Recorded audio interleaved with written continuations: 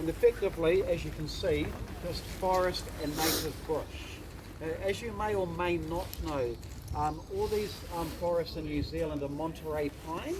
Okay, now these trees get chopped down when fully mature, and then most of them get exported to China. You may have noticed close to the cruise ship, the dot with those thousands of logs, Yep. they are the Monterey pine. Now these are very, very different. You can see by looking at this forest here, well, Mount Victoria as a whole, this is exposed to the northerly wind, which is our prevailing wind. So when these trees were planted approximately 120 years ago, that northerly wind blows across the top of the city, which is quite flat. The first bit of land that it hits is Mount Victoria. So these trees have been fighting this northerly wind for 100 plus years. You can see how they have grown. This is not your typical Monterey pine, which is straight. The reason they're planted in New Zealand is because they mature very quickly because of the volcanic soil. So in California, for example, I believe 90 plus years. Here, well, New Zealand, 20 to 25. So a very short time to fully mature, which is why they chop them down, replant, send them all off to predominantly China. The areas, town belts are protected. They will not be chopping down these trees. What we're going to do, folks, down this way here. So as mentioned, the bus just a little bit damp underfoot. We allow plenty of time. We've got about a 10-minute walk to the furthest location. Familiar to some of you. For this time, just be careful of the roots below as we make our way through. So we're not too far now from that furthest point.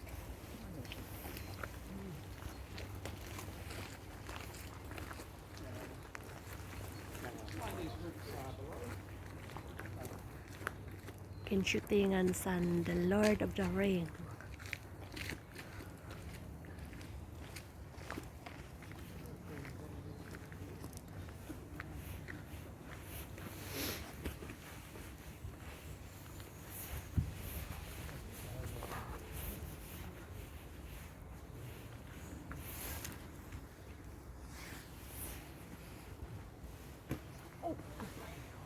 You right? Shouldn't have been looking up at the trees.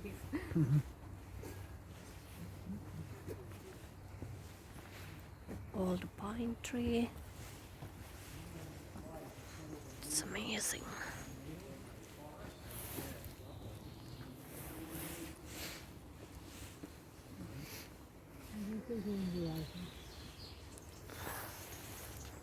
Between now and by the time the lady gets here. So I've got the photos of all of these scenes. And just for location number 1. Here is where Peter Jackson started filming. The very first day of filming was the 11th of October 1999. There were 2 scenes that were filmed here. Got the photos. I'm going to scan the group so you can all have a good look. I'll start over the side here. So in front of you, behind me. Oh yeah. Okay, ringing bells. Yep. And I'll scan back so you get 2 looks at these photos. So in front of you is where our hobbits were tumbling down the hillside. Yeah, here. Now, there's a little photo down here by my finger. That is a cornfield. Okay, the hobbits were running through the cornfield and then they tumble off the edge of the cliff. Now the cornfield is not above us because we're on a town belt. The cornfield is actually Matamata, which is very close to Hobbiton. So this is 7 hours north of here. It's quite a big fall. So running through the cornfield, tumbling down here. Now to help you with location, I call it 2 and a bit. 1, 2 and a bit trees. You can make them out just 1, 2 and a bit. 1, 2 and a bit. Okay. Now they also use a smoke machine to create atmosphere.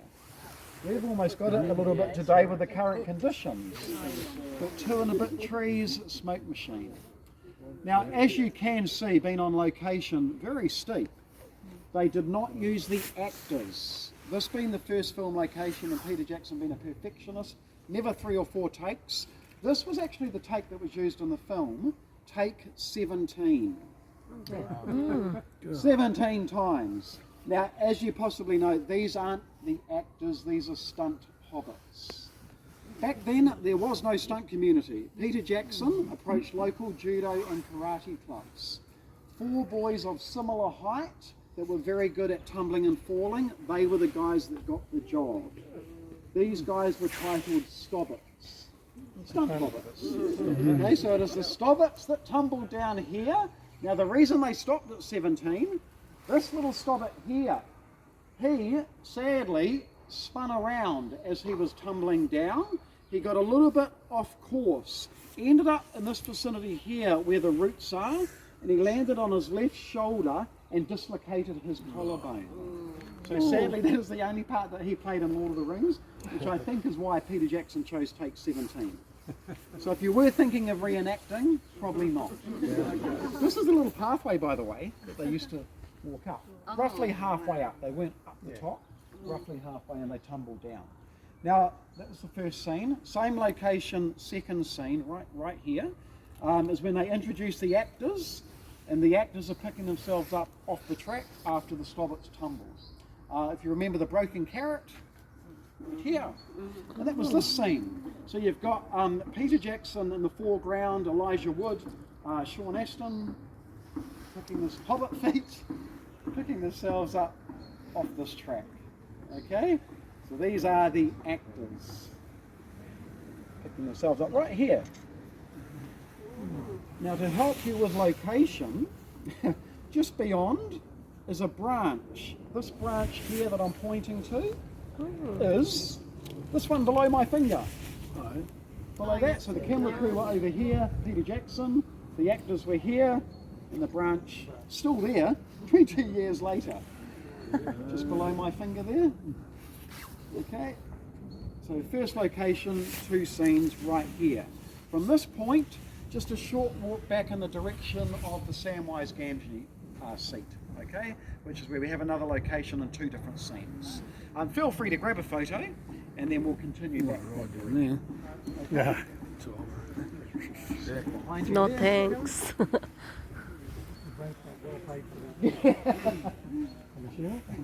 Wyatt, we're all good here.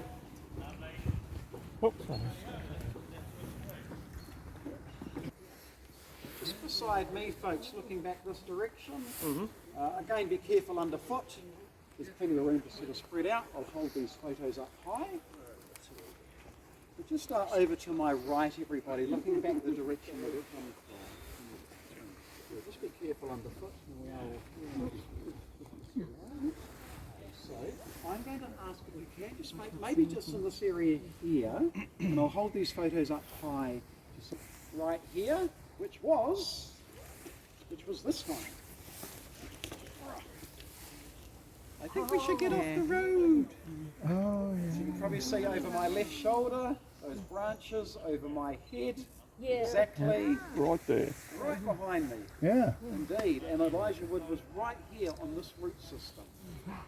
Okay? Now, yeah, you can see those branches just out here, different time of the year, but quite green. You can't probably see from where you're standing, but this track is, all these tracks are pine needles, but they need leaves, dead leaves. So Peter Jackson had university students pick up all the dead leaves at the Botanic Gardens, and they just sprinkled them along the track. Yeah. Victoria University is very close to Botanic Gardens, so that's how they did that. Now, this particular scene here, getting off the road, why did they have to get off this track? Black Rider. Black Rider was coming. So they jump off the track and they hide behind a very large tree and root system. Not the tree to your right. A lot of people look up there and think here. Right? Not that one either. This is the scene I am alluding to, which I think you're all familiar with. Right? That particular tree is not a tree. It's made out of polystyrene and metal wood. That tree was transported down the same track that we walked, polystyrene. It was positioned here. Okay, and the big root system, larger than normal root system, out to my right. So they jump off the track and hide in here. So this hollow wasn't actually dug out for that scene, it's pretty much as you see it. So the camera crew a little further down, shooting up, And what they pick up in the background is a U-shaped tree. That just there. Amazing. So again, something so you guys know that you're in the Stop. exact location. And that was the second scene for this particular film location here. We're only walking very short distances. Okay, again, yeah, smoke machine in the background, hobbits just down to my right. Now, if any of you wanted to have your moment in the sunshine, in the rain, you're welcome to be Elijah Wood. But the rule is you have to say, I think we should get off the road. Feel free to grab photos, folks. From here, next stop, Gandalf. Down below is a flat green field. Quite difficult to see, but down below there. And that is where Peter Jackson filmed from Return of the King this time. This one, Dunharrow. Okay, that's where they erected all the tents, the encampment before the orcs marched through Richmond. So quite difficult to see, but down below is a flat green area. Now, Peter Jackson would have been able to access that area via a private road. The camera crew were on a cliff face just through there. If you can see the cliff face, so that's where the camera crew were positioned. And they accessed that cliff face from the top of the track that we're heading to now. So that pointy little... Yeah, on the edge of that, we're not allowed to take you there because... No, not me either. Spence never used to be here, and then we did have a big earthquake. So they put that up just to make sure, yeah. Because some people like to, there was a little track down there that people tried to get a better viewpoint. Oh, Not a good idea. not a good idea. You've Spence there to stop us proceeding any further. It's a long way down. Yeah, but that was Dunharrow as per that photo. Okay, everybody, again, no rush, but we will make our way back to the top where the bus is. When we're there, we'll get our breath back. Geez, 20 metres from there, just around the corner. 2 different scenes were filmed here. A little bit of extra growth. So, can't quite see the track like we used to 20 years ago. But the first scene was this one. I filmed at night. Okay. Hobbits running through the forest to Buckleberry Farm. Halfway down the track, to the left of the track, is where they were filming these scenes. Down here to the left, where that cluster of trees are, filmed at night, as mentioned, smoke machine in the background. Now, you can possibly make out that one hobbit is missing. Poor old Sean, Samwise Gamgee, he was struggling. Okay, he was struggling, running up and down tracks. So what he ended up doing was hiding behind the bigger trees and just bouncing out behind the tree on cue. Okay, so that is why unfortunately you don't see him in this particular photo. He is here, but he's hiding behind the trees, and when he's required he's bouncing out from behind the tree. Okay, so that's why he is missing, Samwise Gamgee. Now the same track, slightly different location. If I spin over, it was this one. Okay. Oh. Yes. Okay, so remembering October, it's quite cold here at night. Now, like I say, slightly different location. The film crew were down the bottom of the track shooting up. Yep. A bit more growth now, so a little bit different from what it was 20 years ago. Horse and rider, here it is, right here. This root system here, facing that direction. Now, a little photo here, this tree here is the one below my finger. Okay. And you have the ring wraith, the black rider, quite a scary scene it was. As mentioned, filmed at night, and the problem being at night it gets quite cold in October, so you could see the breath of not only the horse but the rider as well. Now that was a problem, because the rider is neither living nor dead. They solved the problem. One of the guys on set was a diver. He just ran over to his car, opened the trunk, and got out a snorkel. They spun it around, they twisted it. So as opposed to in mouth and out of water, in mouth and down the front of his chest. Okay, so that snorkel is in his mouth, down the front of his chest, hiding behind 11 metres of costume. That's how they hide the breath from the rider. That was the very first scene with the ring wraith. So all those scary scenes from then on were all wearing snorkels upside down. Okay, so what was quite a scary scene, now knowing that, probably isn't. Now the ring light, in fact, was not the moon, it was just a guy standing over there with a spotlight. So that's how, that's how they created that moon, if you like. Okay, so that was the second scene. Now those who are quite big Lord of the Rings fans, I've had it before, but people like to reenact this one. He is the horse and she is the rider. But right here, he got down on his knees, he did. They were a German couple, and she jumped on his back, and they reenacted this. And he was the horse and rider. But you've got an excuse, it's wet today, but if you wish, that's where it was. Feel free to grab photos, folks, from here into the bus. Okay? Really quite wet now. I think that's it's actually quite good timing. But yeah, feel free to grab photos and then make your way over to the bus. Darling.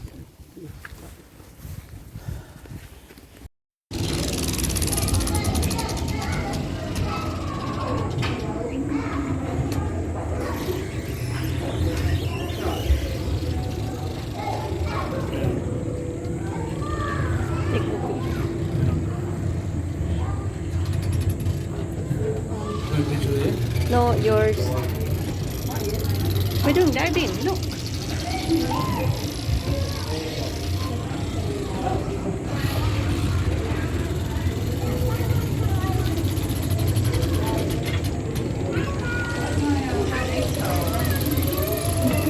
Sorry?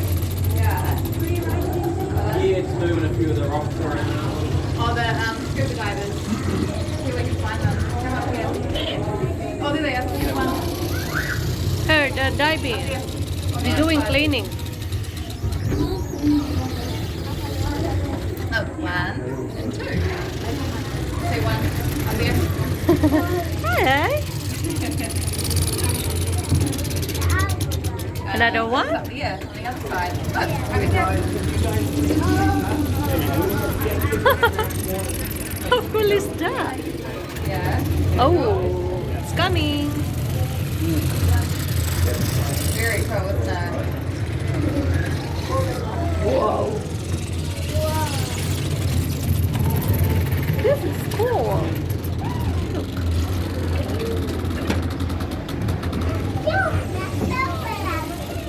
Miles, look at this guy. Miles. There's two of them. Cool, isn't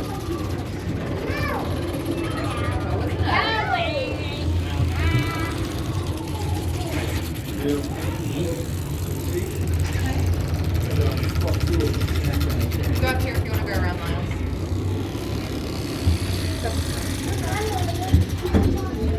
Go around, Miles.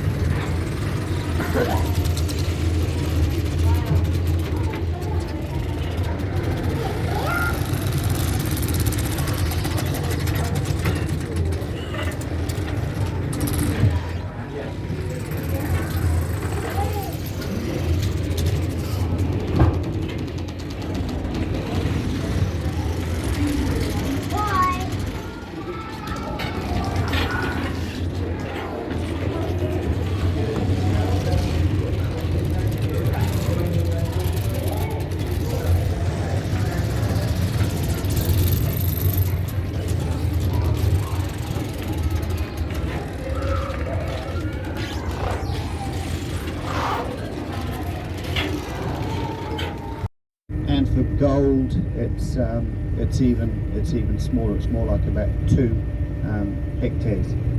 This orchard is a huge orchard. Originally, it was over 100 hectares. Bits have been sold off, and it's now presently about 35 canopy hectares. Now, quite often you will see with gold kiwi fruit, you'll see that with it being reflectorized, it means that the vines are hopefully going to get more sun. More sun equals more growth and larger kiwi fruit. And the cloth is to protect the vines from the wind, also to protect them from hail damage.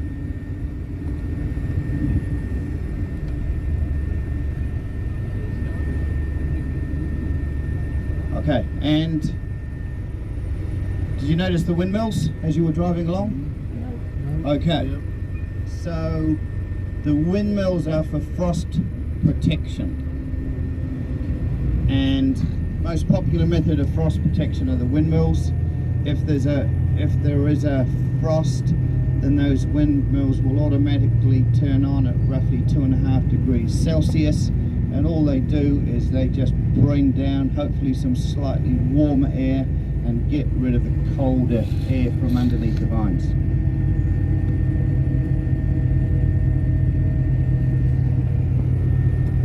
Now helicopters are also used for frost protection, and the orchards that use helicopters, if there is going to be a frost, it's going to be at night time, so those orchards are kitted out with flashing lights, and those flashing lights will create a flight path, and the helicopter pilots will spend the night just chasing around the flashing lights. Quite expensive, but if you don't have another method of frost protection, to 2 meters of rain here per annum.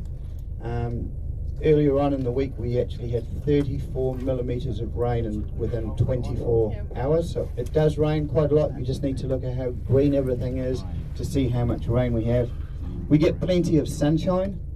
It never snows in the Bay of Plenty, but we do get a little bit of chilling frost over winter, which we need and we like because it hardens up the vines, just like in the viticulture industry. Okay, so the next reason, it's all to do with the soils as well. So we have deep volcanic ash soil from when Lake Taupo erupted, and that soil is very, very fertile. It also soaks up the moisture like a sponge. So even though we have had a lot of rain this week, we've had rain earlier this morning, your feet are not going to get too muddy. They might not even get muddy at all because the soil just soaks that moisture up like a sponge. The last reason this is such a good area for growing kiwi fruit is the landscape, the topography. So typically we grow the kiwi fruit on the flat, and ideally adjacent to the orchard there'll be a gully or a ravine or a valley. And the reason for that is that if there is a frost, that cold air will subside into that valley. And when we don't have a valley adjacent to the orchard, that's when you'll often see the frost fans, or there's the need to use helicopters for frost protection. Now, Rotorua is that sort of direction.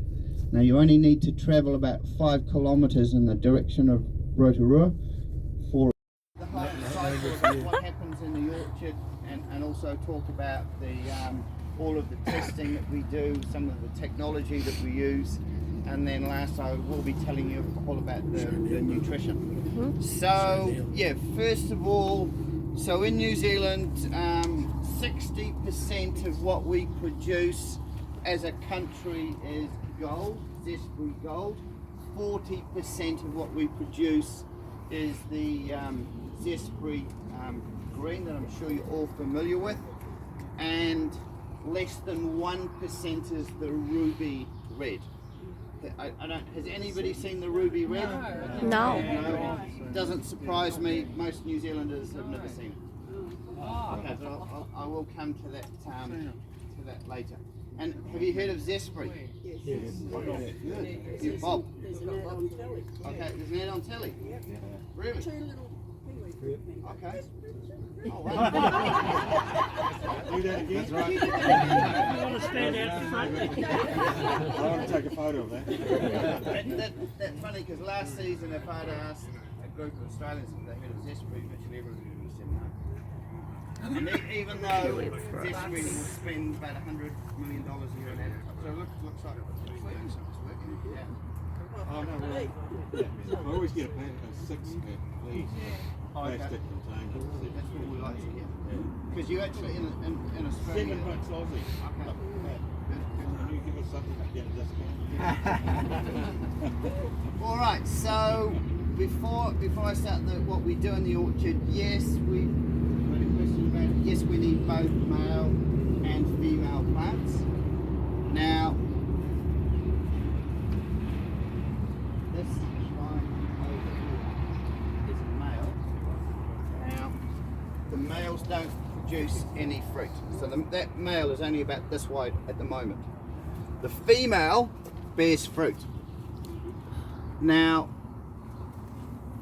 the latest orchard management practice is to strip male. And what that means is we have one entire strip or row of male plants, and then we'll have 4 rows of female plants. Now, I'm going to start the cycle in springtime. So in springtime, all we have are the canes, the buds burst. After the buds burst, the leaves start to come out, the canes start to come out, and then a few weeks later the flower buds start. Then the flower buds start to pop open, and when 20% or roughly 20% of the flowers are out, then we're going to bring in honeybees into the orchard for pollination. Now the flowers are white initially, so we bring in the bees, and the bees are attracted by the beautiful color, they're attracted by the aroma, but the problem that we have is there is no nectar in the kiwi fruit flowers. So if we just brought in the bees, left them to it, within 48 hours they would work out there was no food, and they would literally buzz off, create a swarm and disappear. So we don't want them to do that, we want them to work. So what we do is we trick the bees, we feed the bees with a sugar syrup solution, and then the better beekeepers also add other nutrients to that sugar syrup solution, like essential amino acids and bits and pieces, and they figure that if they can look after the bees, they can look after the nutritional requirements of the bees will be more productive. Now, someone studied this, and they also reckon that bees spend a lot of time looking for water. And if there isn't a good water source around you, then the bees will spend a hell of a lot of time looking for water. So to get around that, we also put trays of water in the orchard, and we put hessian in it, we put cork, so the bees have a nice soft landing. They can get a good drink of water, and if we provide lots of troughs, then it means they don't have to spend as much time looking for water, and they can get back to the work of pollination. Also in springtime there's lots of flowers. Now when the flowers are out, the kiwi fruit flowers are out, you'll find all of the orchardists are out mowing the orchard. What they're doing is they're eliminating any other source of food, because the bees would prefer to be down here getting a decent feed rather than up here. Now, nature's been kind to us. There's a color coding system, so the flowers are initially white. Once the flowers have been pollinated by the bees, then they change color, and they go from a white color into a yellowy apricot color. Now, depending on the variety of kiwi fruit, the bees need to visit that flower 2-3 times, or some varieties of kiwi fruit up to 27 times. So you can see that we're very, very reliant upon the bees. Now, Where do the bees come from? okay, we bring in, there are more beekeepers in the Bay of Plenty per capita compared to anywhere else in New Zealand, and that's all because of kiwi fruit, and also, you know the other reason? Manuka. So there's a factory just down the road, or the head office for Comvita, and they were one of the first companies in New Zealand to work out Manuka and to get study universities to study it.